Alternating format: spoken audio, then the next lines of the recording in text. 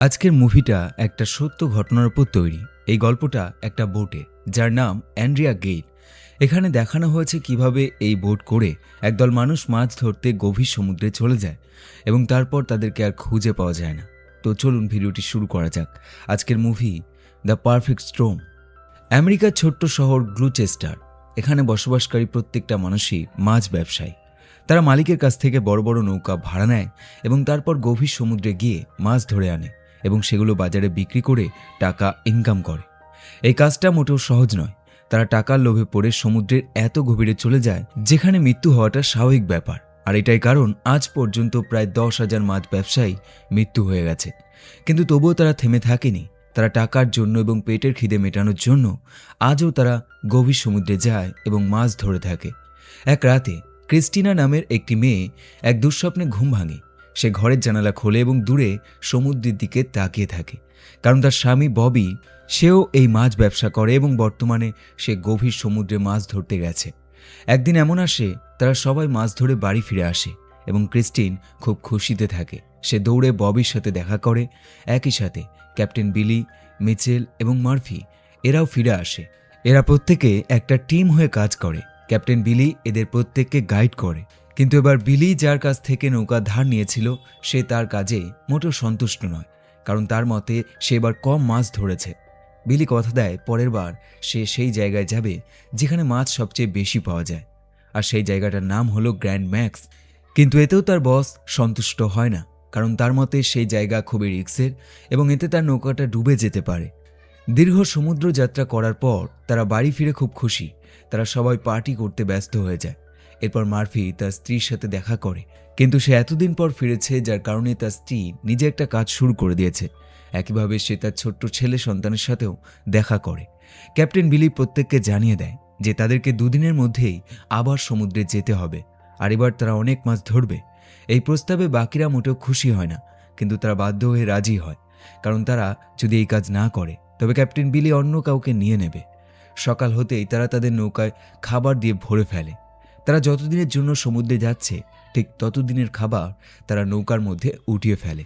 বিলি এরপর সালির সাথে দেখা করে, যে প্রথমে একটি কোম্পানিতে কাজ করত এবং তারপর সে মাছের জাল ঠিক করার কাজও করেছে, কিন্তু কোনো কাজেই সে সফলতা পায়নি এবং আজ বিলি তাকে তার সাথে নিয়ে যায়। ক্রিস্টিনা শেষবারের মতো ববিকে বোঝায় যে সে যেন এই কাজে না যায়, বরং অন্য কোনো কাজ করে এবং তাতে যদি টাকা কমও হয় তবুও তারা সংসার চালিয়ে নেবে। ববি অনেক ভেবে চিন্তে সে যাওয়ার ডিসিশনটা নেয়। এরপর তারা জাহাজ করে তাদের মাছ ধরার জন্য সমুদ্রের পথে যাত্রা শুরু করে। ববি বিলিকে তার ফ্যামিলির সম্বন্ধে জিজ্ঞাসা করে, কারণ সে তার সারাটা জীবন এই মাছ ধরার মধ্যেই কাটিয়ে দিয়েছে। সে কখনোই তাকে তার ফ্যামিলির সাথে দেখেনি। বিলি বলে তার প্রথম স্ত্রী ফ্লোরিডাতে তার মেয়ের সাথে থাকে এবং তার মতে সে দুঃখী তখনই থাকে যখন সে তার ফ্যামিলির সাথে থাকে এবং সে এই কাজে সবচেয়ে খুশি থাকে। প্রথম দিন তারা খুব এনার্জির সাথে মাছ ধরতে শুরু করে এবং প্রথম দিনে তারা কোনো মাছ পায় না। দ্বিতীয় দিনে তারা একটা বড় মাছ পেয়ে খুব খুশি হয়ে যায়, কিন্তু আবহাওয়া একটু খারাপ হতেই তাদের জাহাজে একটা বড় শার্ক চলে আসে। প্রথম দুদিনে তারা খুব বেশি মাছ ধরতে পারে না, যার ফলে ক্যাপ্টেন বিলি খুব রেগে যায় এবং যখন এই ব্যাপারে ববি বিলের সাথে কথা বলে তখন বিলি তাকেও খুব রাগ দেখায় এবং বোঝায় প্রতিবার সে যখন মাছ ধরতে আসে সে অনেক মাছ ধরে এবং এবারও সে অনেক মাছ ধরবে, এটাই তার বিশ্বাস। ববি তার ক্যাপ্টেনের কথা মেনে নেয় এবং তার কাজ করতে আবারও শুরু করে দেয়। মাছ ধরতে না পেরে প্রত্যেকের মুড খুব খারাপ হয়ে যায়। তারা একে অপরের সাথে ঝগড়া করতেও শুরু করে দেয় এবং এরই মধ্যে একটা বিপদ ঘটে যায়, আর সেটা হলো মার্ফির হাতে একটা বড়শি গেঁথে যায় এবং সে সমুদ্রের মধ্যে তলিয়ে যায়। সালি যখন এটা দেখে ততক্ষণ অনেক দেরি হয়ে যায়। তারা প্রত্যেকে ছুটে আসে এবং একে একে সমুদ্রে ঝাঁপ দেয় শুধুমাত্র মার্ফিকে বাঁচানোর জন্য। তারা তাকে জল থেকে উপরে উঠিয়ে ফেলে, কিন্তু সে কোনো কথা বলে না। সে একদম নিস্তেজ হয়ে পড়ে। ক্যাপ্টেন বিলি তার বুকে চাপ দিয়ে তার পেটে থাকা জলগুলো বের করার চেষ্টা করে। একইভাবে তার শ্বাস পুনরায় চালু করার চেষ্টা করে এবং এতে কাজ হয়। মার্ফির জ্ঞান পুনরায় ফিরে আসে। এরপর তার হাতের বড়শিটা বিলি কেটে ফেলে এবং তাকে একটা ইঞ্জেকশন দেয়। মার্ফি এটা জেনে অবাক হয় যে সালি তাকে বাঁচিয়েছে, কারণ এই দুর্ঘটনার আগে তার সাথে তার ঝামেলা হয়েছিল। পরের দিন আহত শরীর নিয়ে মার্ফি আবারও কাজে লেগে পড়ে, আর এবার সালির সাথে কথা বলে। তাদের মধ্যে যত রকম ঝামেলা ছিল এখানেই সব মিটে যায়। অন্যদিকে একটা ছোট্ট বোটে তিনজন মানুষকে দেখানো হয় যারা প্রবল ঝড় এবং বড় বড় ঢেউয়ের মাঝখানে পড়ে গেছে। সেখানে দুটো মেয়ে ছিল এবং তারা আগেই ওয়েদার রিপোর্ট হাতে পেয়েছিল। তারা দুজন তাদের ক্যাপ্টেনকে বোঝায় সামনে আরও বেশি ঝড় রয়েছে, তাই তাদেরকে এই বোটটা একটি সুরক্ষিত জায়গায় নিয়ে যেতে হবে। কিন্তু সেই ব্যক্তি তাদের পরামর্শ নেয় না, বরং সে বলে এটা তার বোট এবং সে জানে ঢেউয়ের সাথে তাদেরকে চলতেই হবে এবং প্রতিবার যেমনভাবে সে তার বোটকে রক্ষা করে ঠিক তেমনভাবেই সে রক্ষা করবে। এদিকে ক্যাপ্টেন বিলির যেই বোট, যার নাম অ্যান্ড্রিয়া গেল, সেটাও কম বিপদে নেই। মাঝে মাঝে বড় ঢেউ অ্যান্ড্রিয়া গেলকে ওলট পালট করে দিতে শুরু করে। সমুদ্রে তাদের বেশ কয়েকদিন হয়ে গেছে, কিন্তু এখনও তারা পর্যাপ্ত মাছ ধরতে পারেনি। ক্যাপ্টেন বিলি চায় তারা সমুদ্রে আরও গভীরে যাবে, বিশেষ করে ফ্লেমিশ ক্যাপে, যেখানে মাছের কোনো অভাব নেই। একইভাবে সেখানে প্রচুর বিপদ রয়েছে, তাই বাকি মেম্বাররা এতে রাজি হয় না এবং তখন গিয়ে ক্যাপ্টেন বিলি রেগে যায়। কিন্তু তাদের কাছে আর কোনো বিকল্প রাস্তা নেই, তাই তারা অবশেষে রাজি হয়ে যায়।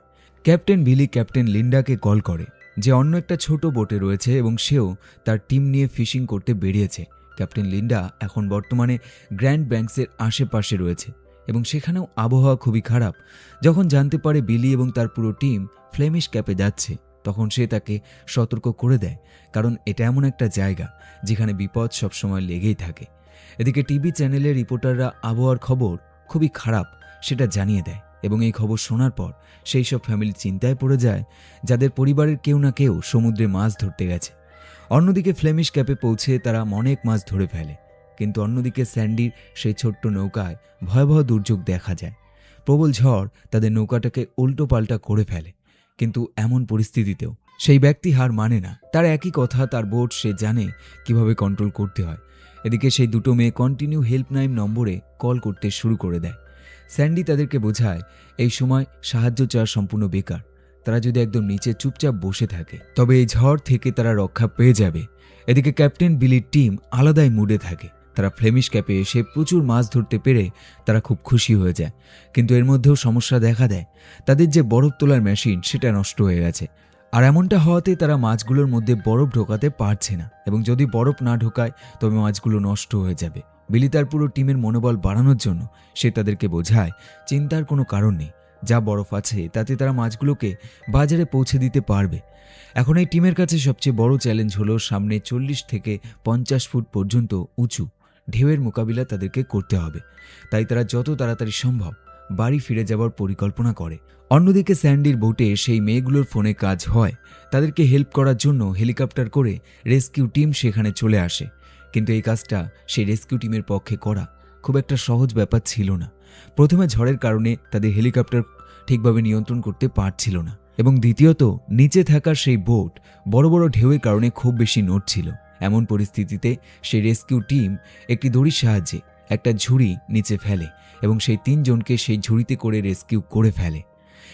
এদিকে ক্যাপ্টেন লিন্ডা ক্যাপ্টেন বিলিকে কল করে এবং ভয়ানক বিপদের কথা তাকে জানায়, যে কিভাবে ঝড় সমুদ্রের বিশাল ঢেউ তৈরি করেছে এবং তার বোট বর্তমানে সেই ঢেউয়ের মাঝে রয়েছে এবং তাকে সতর্ক করে তারা যেন ফিরে যায়। কিন্তু নেটওয়ার্ক কানেকশন বিচ্ছিন্ন হয়ে যাওয়ার কারণে তার কল কেটে যায়। স্যান্ডি আর কোনো উপায় না পেয়ে সে হেল্পলাইন নম্বরে কল করে এবং তাদেরকে হেল্প করতে বলে। রেস্কিউ টিম তাদের কথা মতো তাদের হেলিকপ্টার ঘুরিয়ে সেই লোকেশনে চলে আসে, কিন্তু সমস্যা হলো হেলিকপ্টারের ফুয়েল শেষ হয়ে যায় এবং এই খোলা সমুদ্রের মাঝে এবং এই ঝড়ের মধ্যে হেলিকপ্টারের ফুয়েল ভরা মোটেও সহজ কাজ নয়। কিছু সময় বাদে সেখানে ফুয়েল ভরার বিমানটা চলে আসে। অন্যদিকে ক্যাপ্টেন বিলির সেই জাহাজ একদম ঝড়ের মুখে পড়ে যায় এবং এই বিপদের খবর যখন টেলিভিশনে প্রচার করা হয়, সাধারণ মানুষের মধ্যে আতঙ্কের ছাপ ভেসে ওঠে। একইভাবে সেই সব পরিবারগুলোর মন খারাপ হয়ে যায় যাদের কেউ না কেউ এই বিপদের মধ্যে রয়েছে।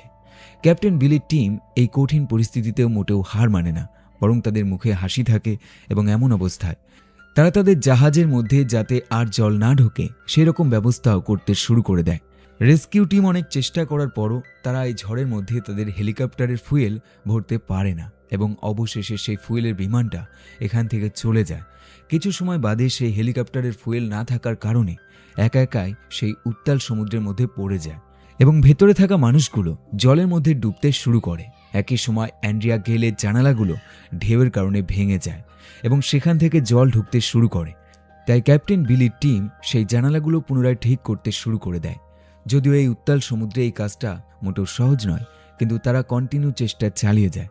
এবং একটা সময় তাদেরই মেম্বারের একজন, যার নাম বাগসি, সে ঢেউয়ের কারণে জলের মধ্যে পড়ে যায়। প্রত্যেকে চিৎকার করতে শুরু করে দেয়। এমনকি বাগসিকে বাঁচানোর জন্য দড়ির সাথে লাইফ বোট বেঁধে ছুঁড়ে মারে, কিন্তু ঢেউয়ের কারণে বাগসি সেই দড়ি পর্যন্ত পৌঁছাতে পারে না। তারা অবশেষে একটা লাঠি নিয়ে আসে এবং মাথায় একটা বড়শি লাগানো ছিল, এবং সেটার সাহায্যে বাগসিকে টেনে ওপরে নিয়ে আসে। একই সময় সেই হেলিকপ্টারের মধ্যে থাকা রেস্কিউ টিম সমুদ্রের মধ্যে নিজেদের জীবন বাঁচানোর জন্য লড়াই করতে শুরু করে দেয়। তারা তাদের লাইফ জ্যাকেট পরে নেয় এবং তাদের টিমের যে মেম্বারটি আহত হয়ে গেছে তাকে বাঁচানোর চেষ্টা করতে শুরু করে দেয়। এদিকে ক্যাপ্টেন বিলির পুরো টিম ঝড়ের সাথে লড়াই করতে করতে তারা প্রত্যেকে আহত হয়ে গেছে। ক্যাপ্টেন বিলি অবশেষে ডিসিশন নেয়, তারা ফিরে যাবে, তারা মাছ আর ধরবে না, বরং যখন ঝড় কমবে তখন আবারও ফিরে আসবে। টিমের বাকি মেম্বাররা ক্যাপ্টেনের মুখে এমন কথা শুনে হতাশ হয়ে পড়ে। ক্যাপ্টেন বিলি অবশেষে তার বোট ঘুরিয়ে ফেলে। অন্যদিকে গ্লুচেস্টার শহরে খবর পৌঁছে যায় যে রেস্কিউ টিম অ্যান্ড্রিয়া গেলে পৌঁছাতে পারেনি। এমনকি অ্যান্ড্রিয়া গেল কোথায় রয়েছে সেই লোকেশনও তারা জানতে পারেনি। এবং এই খবরে ক্রিস্টিনা খুব রেগে যায়। তার মতে এই কাজ রেস্কিউ টিম না করতে পারলে তবে কারা করবে? অন্যদিকে সেই রেস্কিউ টিম জলে ভাসতে ভাসতে একটা সময় অ্যান্ড্রিয়া গেলের কাছে পৌঁছায় এবং ক্যাপ্টেন বিলির টিম তাদেরকে রক্ষা করে। কিন্তু একজন সেই জলের তলায় হারিয়ে যায়, যার নাম জন সি। ক্যাপ্টেন বিলি তার জাহাজ পুনরায় ঘুরিয়ে ফেলে, কিন্তু এতেও তাদের সমস্যার সমাধান হয় না। তারা দেখতে পায় সামনে আরও বড় ঢেউ আসছে। তাদের সামনে থাকা বড় ঢেউ অবশেষে তাদের বোটটাকে সম্পূর্ণ উল্টে দেয়। তারা জলের তলায় তলিয়ে যায়। ভিতরে আস্তে আস্তে জল ঢুকতে শুরু করে। প্রত্যেকে জীবন বাঁচানোর জন্য এদিক ওদিক ছোটাছুটি করতে শুরু করে দেয়। এদের মধ্যে শুধুমাত্র বিলি এবং ববি বেঁচে থাকে, বাকি সবাই সেখানেই মরে যায়। এরা দুজন বের হওয়ার চেষ্টা করে, ববি বেরিয়ে আসে, কিন্তু বিলি ইচ্ছে করে আর বের হয় না, সে সেখানেই থেকে যায়। ববি তার নিজের চোখের সামনেই তাদের জাহাজটা ডুবে যেতে দেখে এবং এইভাবেই সে লক্ষ্য করে সমুদ্রে যা ঢেউ রয়েছে তাতে তারও বাঁচার সম্ভাবনা নেই। তাই সে শেষবারের মতো ক্রিস্টিনার জন্য প্রার্থনা করে এবং মনে মনে এটাই বলে যে সে তাকে কতটা ভালোবাসে। এরপর সেও সমুদ্রের তলায় তলিয়ে যায় এবং এই ঘটনার পর 1 সপ্তাহ ধরে রেস্কিউ টিম অ্যান্ড্রিয়া গেল এবং তার মধ্যে থাকা মানুষগুলোকে খোঁজার চেষ্টা করে, কিন্তু কোনো রকম খোঁজ পায় না এবং বাধ্য হয়ে রেস্কিউ টিম তাদের খোঁজ বন্ধ করে দেয়। এই ঘটনাতে ক্রিস্টিনার মন একদম ভেঙে যায়। সে প্রত্যেকের জন্য প্রার্থনা করে আর এই মুভিটা এখানেই শেষ হয়ে যায়। 1623 সাল থেকে 1991 সাল পর্যন্ত প্রায় 10,000 মানুষ এই মাছ ধরতে গিয়ে মরে গেছে এবং এই মুভিটা তাদের জন্য ডেডিকেট করে তৈরি করা হয়েছিল। ভিডিওটি যদি ভালো লাগে তবে অবশ্যই লাইক করবেন এবং চ্যানেলে নতুন হলে সাবস্ক্রাইব করবেন। আবার দেখা হবে পরের একটি ভিডিওর সাথে, দেখতে থাকুন।